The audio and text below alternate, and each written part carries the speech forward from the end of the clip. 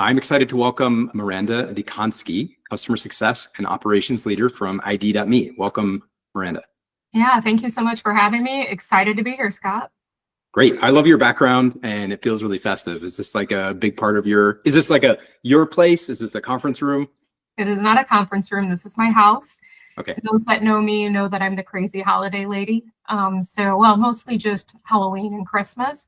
My house gets so decked out that you could see it probably from miles away. It's just glowing. So I have to have a Christmas tree and everything in my home office because I spend a lot of time here. So I think I need to do the exact same thing next year. I love it. That's terrific. Yeah. So one of the things that I read when I was kind of learning about you was that you prepare and have this practice of using a relationship cheat sheet. I'd love to know more about that and maybe some of the examples of the things that you write down on there. Yeah. So this practice started well over probably 20 years ago now.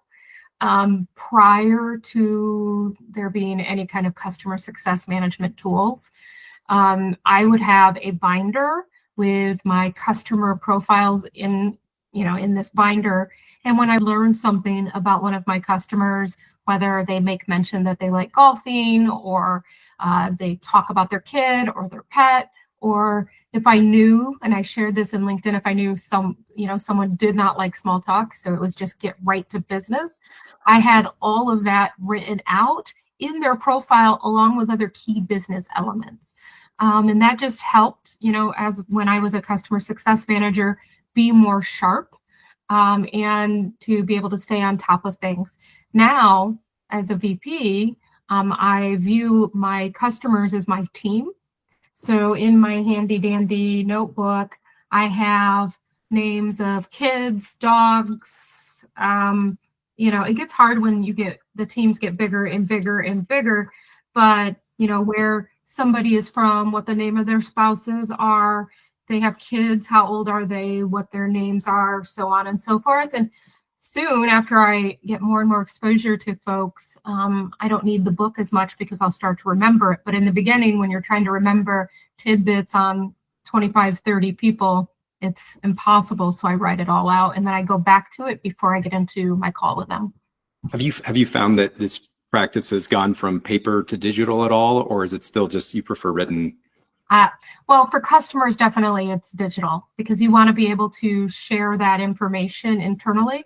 So if one of your CSMs, wants to take a vacation, I hope they do want to take a vacation, but are able to take a vacation, or maybe they're, out sick, that experience can be seamless amongst the CSMs if somebody has to pick up an account. So digital for customers, definitely. But, for my teams, I usually just write it in my handy dandy notebook. Awesome. Love it. You mentioned kind of transitioning from maybe CSM or relationship management to leading a team, leading all of the customers. It's obviously a big responsibility. And you've built and scaled quite a few of these teams, both in early and later stage startups. I'd love to know a little bit, some of the lessons that you've learned as you built those teams, whether it's just hiring principles or practices or how to best work with your customers. Yeah. So I've been doing this now. I've switched from the practitioner role to a more of a leader role, probably close to 15 years ago. A couple little tidbits on the hiring side, definitely. Hiring is something I pride myself in and actually have written and published articles about how to interview, how to prepare for interviewing. And even as leaders, when you're interviewing, questions that you should ask to really assess the overall health of the organization. But if I were to give a CS leader advice, I would say make sure you have a very well-balanced team, because if you overhire for certain skill sets, you're going to have gaps in other areas. An example of how this plays out, if you are somebody who supports a certain domain, like we work in identity at ID.me, my previous organization, HR tech, or transit tech, we would hire a lot of folks that had that domain expertise and could speak directly to the customers, but we needed to balance that out with enterprise CSM skill sets, and then folks could learn and help each other be stronger. So those are tips. Make sure you're always assessing for where your skill gaps are, and then building out a plan on how you're going to plug those gaps, either via hiring or via training. That's, I think, thing one. Thing two, I would just tell folks to act your age in regards to your org size. Not to be so blunt about it, but I have seen so many times people try to build out processes that are better suited for a company 10 times the size of them. And then it hurts them, slows them down, creates unnecessary angst in the organizations. So that's another thing. I'm not saying don't have process. I'm saying build out what you need for this quarter and the next quarter, not for 5 years down the line. If you're putting in process that is so big and requires 50,000 steps, when you're a smaller organization, it's just going to slow you down and hurt your ability to be agile and to move quickly. But also balance it out and don't just leave the process behind. I love those. One of my team members, he's a product manager. He spends a lot of time documenting. And over the years, he's realized that most of the time he's documenting for himself and for his small team. And initially, he was very frustrated that maybe some of the materials wouldn't get reviewed or read as regularly as he'd hoped. I think he's changed more recently to a pretty similar philosophy of like, recognize who your customer is of the content, and then how often and how deep you actually have to do it. He seems much happier after he had that realization. There is nothing more frustrating than you build out this masterpiece, this artwork of a process, and you think this is just going to revolutionize everyone's lives, and then no one reads it or no one does it. And I've seen that happen again and again and again. And usually, if you really get down to it, the process either isn't solving the right problem, it's too cumbersome, or people aren't bought into the idea of the problem, or maybe you didn't dig deep enough and figure out what the true problem was, and you're only solving a portion of it, so people then discount the value of the process, right? Right. So, yeah. Yeah, absolutely. So you are now VP of CS. You've had a few roles in the past. I'm curious what it's been like to kind of transition between those roles, both leadership as well as you called it, the practitioner to what's the new version of practitioner to leader? What's the right word there? I don't know if that's the right way to say it or not, but individual contributor to people manager, right? It's Okay. just Yep. managing a different set of customers, right? So my customer base changed. While I am responsible for the full customer base because of that's my role, I'm also now responsible for a new set of customers, which are my team members, and making sure I'm setting them up for success and they're getting, what they need in order to be able to drive value within their portfolio. This particular role is an interesting role for me. It's a bit of a change from where I was before. I have been in smaller organizations over the last 10-ish years. I started out years and years and years ago, and I say years and years and years because we're talking 20 plus years, in an organization that had 35,000 employees, $40 to $50 billion a year in revenue, then shifted to Series A, Series B, Series C startups. So you can imagine my shock of going from, being this massive organization to where we had a process to even write a process, or process to even get a period changed in your standard operating procedure, to nobody even knowing what an SOP was. Like, I was this brilliant genius when I said, we should create an SOP. And they're like, what is that? And I spent the last 10 plus years or so building out the early operations. Now I've joined a much larger organization where, we're, I think, a little over 1,000 employees. And, the past few years have been spent at organizations sub 300, under 300 employees. So it's been different, and the scope of my role is much larger than it has been in regards to customer success. Previous organizations, I've had a wide scope in regards to the functions I own. So HR, customer success, implementation, onboarding, tech support, API engineering support. I've even had sales, marketing, biz ops, finance, all of that. So I've had very wide scopes in that regard.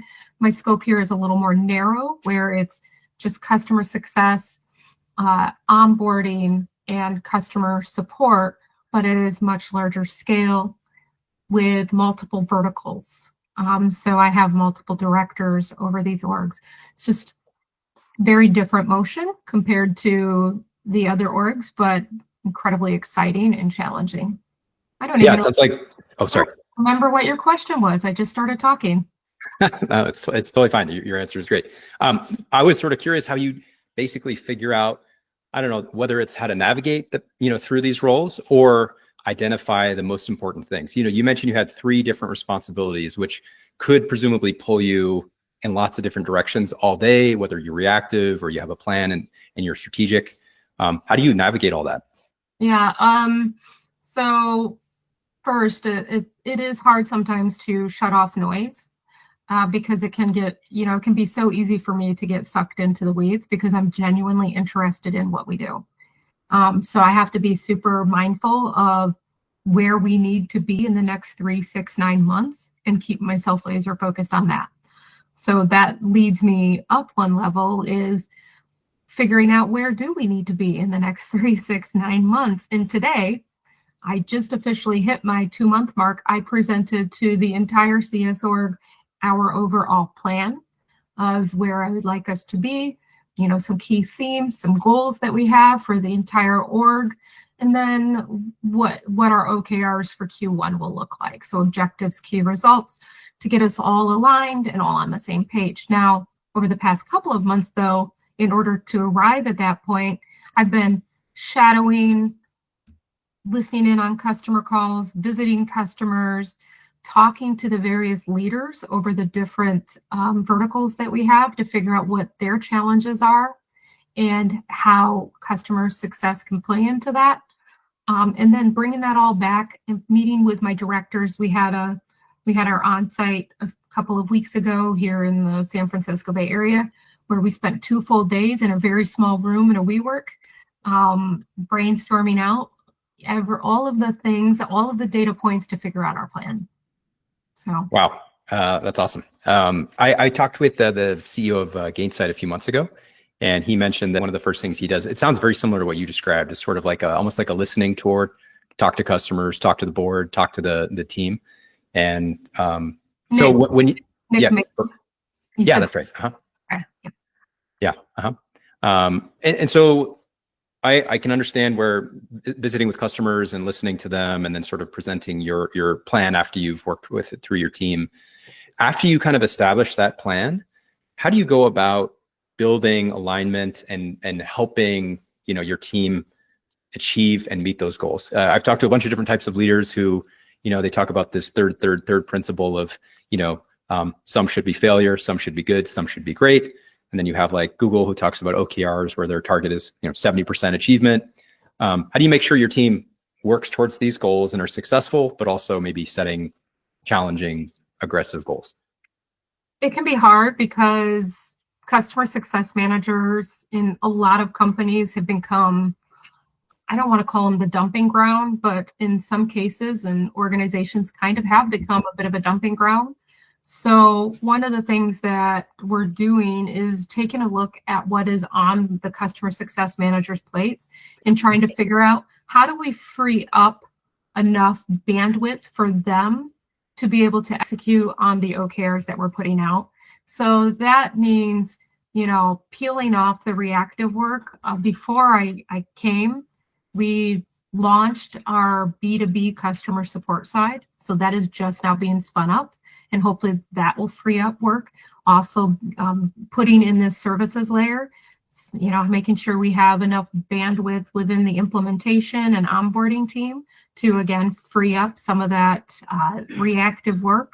And then once you know that, you're moving the needle in the right direction, it's just as simple as having buy-in from everyone, making sure everybody understands the importance and knows the why behind what's being asked of them, and that they have the skill and the will to be able to execute. Oh, the skill and the will. I've never heard that phrase. That sounds pretty cool. And then maybe just going back a little bit, maybe as more of like a reflection. You've worked at these startups who you mentioned that they often, over document particularly, or create processes that are overly burdensome and complex.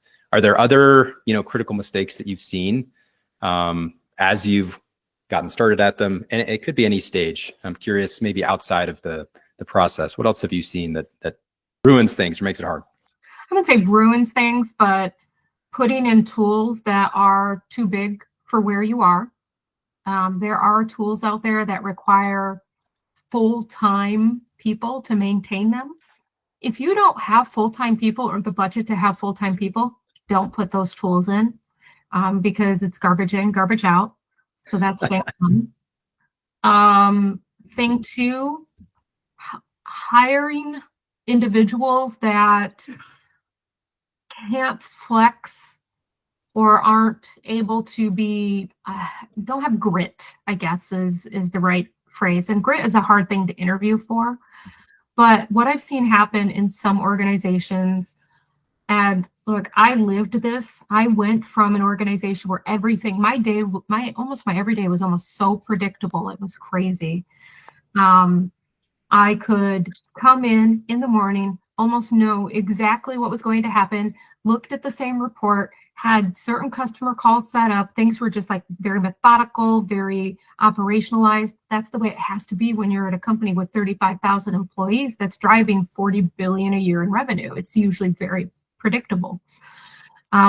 If you are hiring folks that come from that type of an environment to an environment that is less predictable, that is, somewhat chaotic, which a lot of startups are, assess for their ability to flex, because if you don't, and if they can't, they will burn out fast. So make sure you're setting them up for success, because it's not fair to them or their team members if you have folks that are burning out from that chaos. That is almost natural in some startups. Yeah, I have to definitely echo the startup chaos. I've worked for 3, and they've all been chaotic in their various ways. I'm on my 10th. Oh my gosh, that's crazy. Yeah. I feel like, do you ever wonder if there's something like wrong with you, or what's going on inside of you? You keep going here. I'm a glutton for punishment. No, I love startups. I do. I love tech companies. I love the early mid stages. I love the being able to make a big impact, because I am very process oriented, but also I love being able to see around corners and predict what's going to happen before it happens, and be able to kind of squash it before it becomes an issue. And that's what comes when you've been at 10 of these now. But yeah, I am a glutton for punishment. It's funny, when I announced that I was coming here, I got probably a dozen text messages from folks. They're like, really? You're not done yet? You're not just gonna retire or go into consulting yet? I'm like, nope, not yet. I'm like, maybe I have one more in me, and I say that every time. I'm like, maybe one more. Yeah, I love it. Well, I mean, at the very least, you've got grit, and you've figured out, probably how to interview for it as well. So one thing that I was curious about, from your perspective, is having, I think you said, 10 startups, roughly 20 years plus or minus. You've probably seen a lot of cycles of various products and tools and ideas. The latest one, obviously, is AI, and it's become increasingly integrated into all the tools that we're using. What are you seeing so far where AI is integrated into your tools or helping shape your team? And then what do you think it's going to do maybe out into the future? Oof, I wish I could predict what AI is going to do in the future. I would be sitting at a beach sipping a drink somewhere if I could predict that. My mind has been absolutely blown away by AI and how far along it's come just in the last couple of years.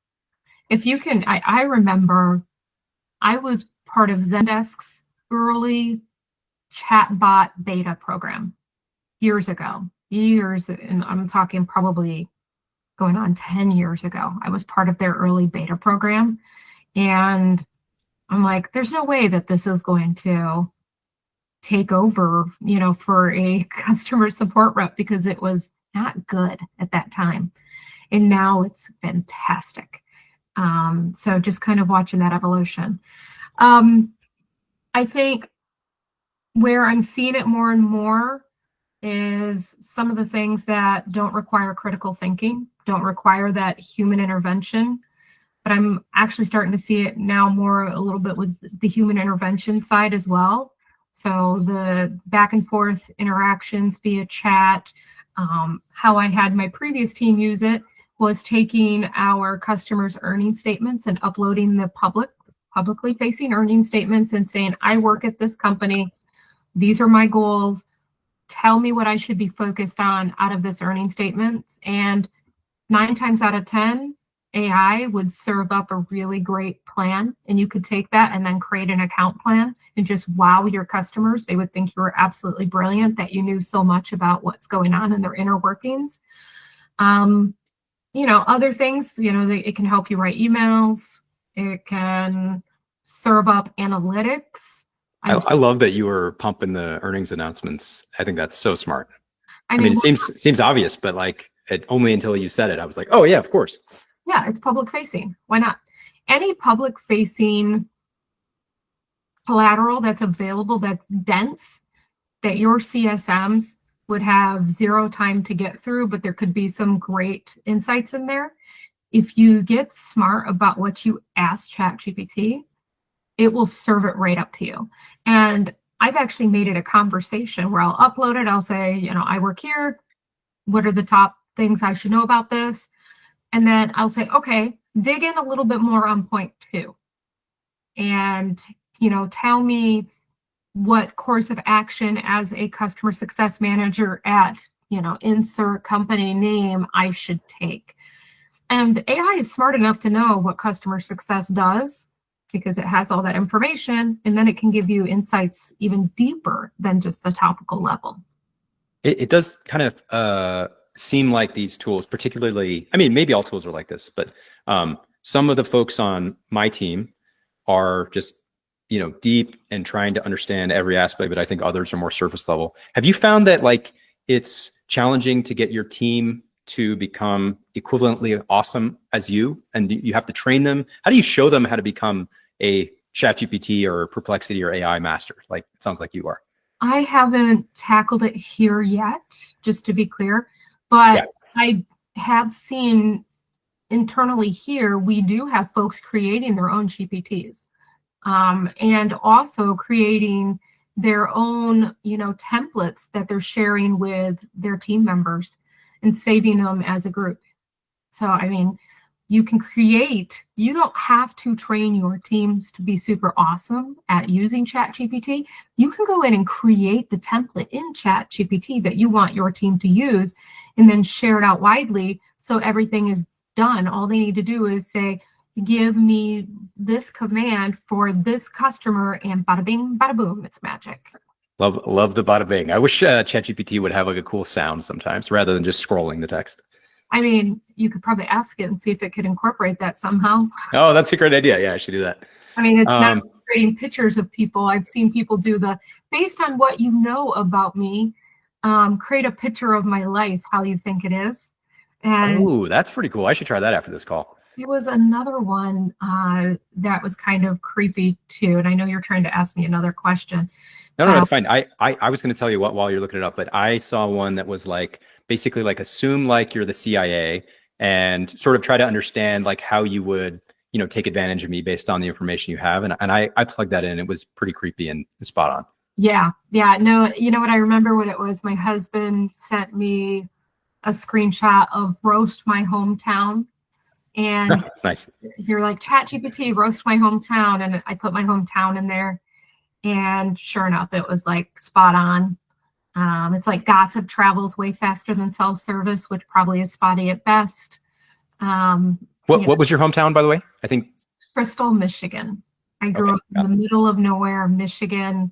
Fine dining means choosing between gas station pizza or hot dog. Very nice. Anyway. Well, pulling back to CS a little bit, yes. I love AI, and it sounds like we have a lot of fun potential things to do with AI. I've been to, I'm trying to remember what it's called, the Gainsight Success, conference for maybe the last 5-6 years. Pulse. And Pulse, thank you. And I think we've seen a lot of change over the last 5 to 10 years, people actually understanding more so what it means, hiring specifically for it. Whereas in the past, I think it was a more of a niche kind of thing. What have you seen? What are some of the biggest changes you've seen? In hiring for CS? Maybe it's more broad, like broadly, some of the biggest changes in customer success over the last 2 decades. Revenue ownership. That is by far the biggest. And quite frankly, I'll even tie it back into hiring because I asked hiring first. A lot of folks out there are struggling to get their next role, leaders and CSMs alike. And I'll probably get some hate mail for this, but I'm going to bet it may be how they're talking about the ownership they played in revenue or how they have owned revenue. Maybe they haven't owned revenue because organizations right now are heavily scrutinizing their bottom line. They have been over the last couple of years, more so than ever. And that's heavily because the rising interest rates made money more expensive. And then the funding that we got, a constant flow of from mostly VCs and sometimes PE firms dried up. And then occasionally customers. It dried up. And what that means is, and I personally did this as somebody who owned finance at a company, you go line by line by line and figure out who's driving revenue. And if you're driving revenue, you're safe. If you're not, you're looked at, I didn't get to my sneeze button quick enough, so that'll be on the podcast. That's okay. I sneezed. And if you aren't able to be tied closely back to the revenue, then a lot of the times you would be put on the chopping block. That is a big change in customer success. If you listen to me or any of the other CS leaders 10 years ago, we were evangelizing not owning a number, keeping customer success as this safe moat. So we could be viewed as this safe, valued partner for the customers, and they didn't have to worry about us selling to them. I'm not saying that should change. Customers should view us as valued partners. And, hopefully we've created a safe place for them to have those conversations and dialogue with us. But CS has to be tied to revenue somehow, whether it is driving upsells, driving renewals, both in partnership with a salesperson on their own, whatever it may be. And that is a massive, massive change over the last decade. Yeah, I think that one definitely really stands out to me. I know the two models that I've seen, and obviously my tenure in this industry is quite a bit shorter than yours, at least understanding it. I always saw sort of the Salesforce model of like, you own the number, revenue, expansion, renewal. And then there was sort of like what I saw of many other companies, which was friendly neighborhood Spider-Man CS, just do whatever you need, backfill, whatever. Yeah. So NPS. it's NPS. You're going to be measured on NPS. NPS. That's right. Yep. No, not no more. If that is still happening anywhere where a CSM is being solely measured on NPS, I'd be surprised. Yeah, and NPS can be gamed and tweaked and adjusted a lot more easily than the revenue can be. So it's a great point. I think that's probably the best answer that you could probably share. Oh, good. I won then. Great. You did it. Congratulations. You get the points. Let's see. So maybe just like 2 other questions for you. I think I actually have, to your point about hiring for these roles, I have been hiring an additional CSM, or we put out a job description for it recently, and we probably had 600 to 800 people apply. Yeah. It's just a lot, right? And so I've since talked with a bunch of these candidates, and they've asked for some advice. And I'm curious what you think. Like for the folks who are early in their career, they're either trying to become a CSM or they're sort of navigating that individual contributor role. What are some of the most important things that you would sort of share or say? So if you're early on trying to get into customer success right now, I don't want to dissuade anybody, but it is hard right now for folks to break into CS because I'm going to just throw a number out there. This isn't fact checked. I should ask ChatGPT, but I'm going to guess for every role out there, you probably have an applicant pool of 1,000, unless you keep it, 1,000 within a week, let's just say. And in most cases, it's like 1,000 within a day, depending on the exposure your company gets. And out of that, I would say probably 30–40% are very, very tenured customer success professionals. So the competition right now is very high. I don't want to dissuade folks, but what I am suggesting for folks to do, you want to get into customer success, is one, figure out a way to own revenue for a little bit at an organization, whether it's in the function of a SDR or a junior account executive.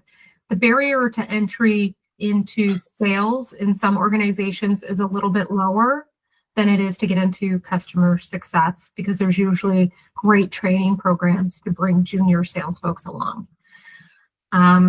Two, if you are trying to make that pivot from, let's just say you're not super junior, fresh out of college or whatever it may be, and you're trying to make that pivot, try focusing on a software or a domain where you are an expert. So, for example, if somebody is coming from public transit and you want to get into customer success, find technology tools that support public transit. Or if you are a salesperson, let's just say Salesforce, and you want to get into customer success somewhere else, try to find a tool that supports sales, right? Because that is another way to get your foot in the door, is to double down on your domain expertise. Yeah, I just to echo, my friend who I talked to a couple days ago, his LinkedIn profile was so broad and almost like untargeted that I said, "Hey, what job do you actually want? Like, what are you looking for?" And my advice is pretty similar: just sort of narrow it down, be specific. And I think that advice is great even once you become the AE. It's like narrow down your ICP, focus on your customer, become really great at talking to them, all those kinds of things. So I think those two pieces of advice are great. Sorry, any other additional thoughts there? I just don't want to, for the folks that are listening to this, I don't want them to think Miranda said that it's hard to get in right now. It is hard to get in. It is not impossible. So I don't want to, discourage folks. It's just the reality of where the industry is right now. Yeah, I think my takeaway from what you're advising is be specific and targeted, and take the time and energy to go in a more targeted areas. So that seems totally reasonable. The spray and pray approach for sales has gone away, as well as getting jobs. Correct.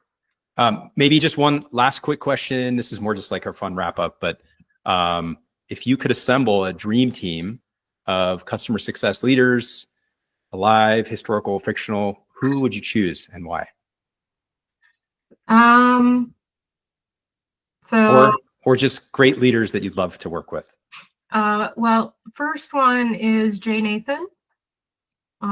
He's always top of list for me. He's not, I don't want to put him in the bucket of a customer success leader. Well, that's where he spent time. He's also just a business leader and somebody that understands like the full breadth of how a business is ran. Person one. And then I would love to work with Christy Falterusso, just because I'm really good friends with her, and I just think we would have a blast working together and get some great things done. Then maybe I would throw Batman in there. Yes. I can't think of anyone else other than, Batman, because you put up the bat signal and Batman puts on this really cool costume and drives a really cool car and comes and just solves whatever problem is going on or rescues. I think Batman would be more of like my at-risk customer play. So if I could create an at-risk customer team, I'd put Batman on it and let him go. The thing about Batman is that I don't know how deep your desire or love for Batman goes, but mine, I love him. I think he's terrific. The main thing I like about him is he always has a plan. He's always thought about what he's going to do. Yes, exactly. And he has like the best tools available to him. It's totally. Like no matter what, he's got something coming out of somewhere, and everything turns into some gadgets for everything. Beautiful. Well, Miranda, I think it's been so great talking to you, and I loved this kind of quick wrap up. But thank you again for your time and for being with us and sharing your thoughts. Thank you.